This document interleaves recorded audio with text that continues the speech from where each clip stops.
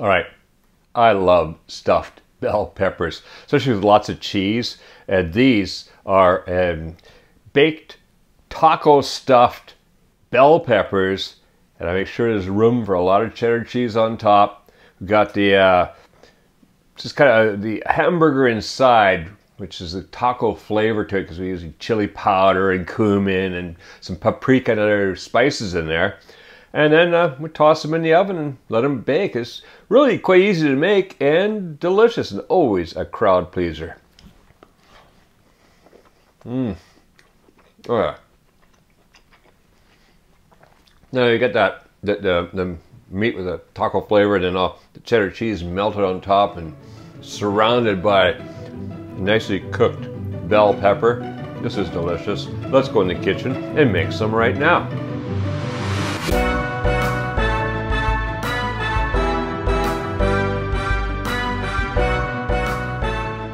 Right, to make our baked taco stuffed bell peppers, well, first of all, we have the bell peppers. And in this case today, I've got yellow. Red is nice too, but the red ones today weren't that nice, so I got a bunch of yellow ones. What you're basically looking for is a nice shape like this, you know, good size so you can fill them. Also, hopefully they stand. You can always trim a little bit to make them stand nicer, but you don't have to cut all the way through. Over here we've got the meat. This is 12 ounces or 370 grams of ground meat. In this case, my favorite, which is the half pork and half beef, but whichever kind you want is great. Half an onion, finely chopped. We have here 6 ounces or 170 grams of cheddar cheese, which I've grated. 1 clove of garlic crushed. 1 tablespoon of chili powder. 1 tablespoon of olive oil, and a teaspoon each of salt, cumin powder, and paprika. So first thing we're going to do is we're going to get this pan going on medium heat. So we got a nice large fry pan happening here. Medium heat. Get that olive oil heating up in there. Right. And we're going to toss in the onion. I'm going to cook that onion for about 5 minutes, stirring it occasionally. All I want to do is just kind of soften up the onion a little bit. While that's happening, let's get these guys ready. So let's see, we've got a little garbage pail there. Use a small knife like this. Well, I use a thin one, so I can just come in around the top here and just cut around. See that cutting around like that, and pull that out. And then inside, well, this one's coming out really clean. Sometimes there'll be some seeds in here. Just kind of reach in and pull out any seeds or any membranes that are in the way.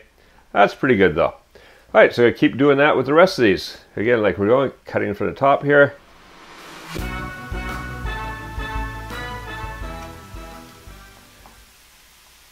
Okay, so that's our 4 red bell pepper, yellow bell peppers in this case, ready to go.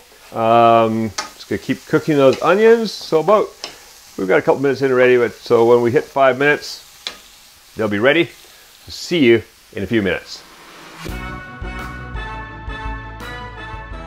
Well, that's been about 5 minutes. The onions are softened up and actually starting to brown a little bit. So let's get that minced meat in there. Ground meat, whatever you call it. We call it minchi here in Japan, which basically comes from minced meat. We have a lot of words like that come from English and then are made katakana English, which is our syllabaries. We can't say exact words always because our syllabaries are just these certain syllables we can use. All right, so we got that in there. I'm going to add in the garlic. I'm going to add in the curry powder, the paprika,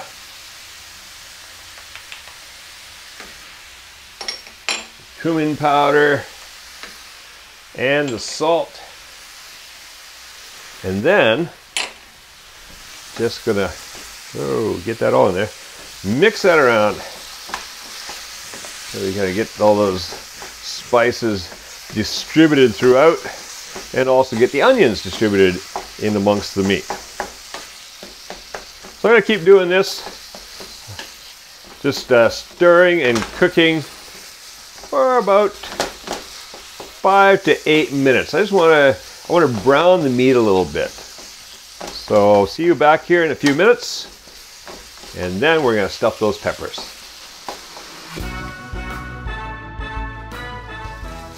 That's been cooking for about 5 minutes. I've been kind of chopping and stirring, so all the spices are well distributed through this meat. Meat's nicely browned. Let that cook for about another minute while we get these guys ready.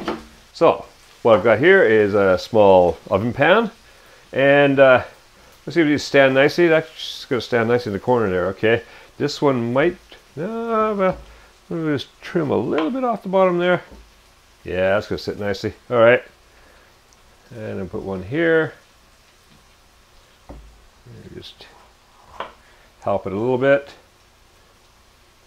Don't want to stand by itself. Oh, perfect. Let's just got them all in the center here then. Good. All right, and that one there looks like could just use a little touch up. Okay, so we've got these guys standing in here. Now what we're going to do, grab a spoon, I'm going to turn this heat off. This is ready to go. Oh, that is looking good and smelling good.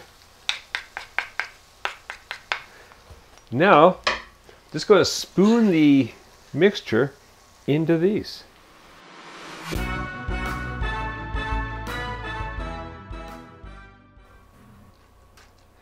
All right, just using a spoon at last part, we're just going to push down, push down. I want to leave about 3/4 of an inch or about 20 millimeters of space for our cheese to go in.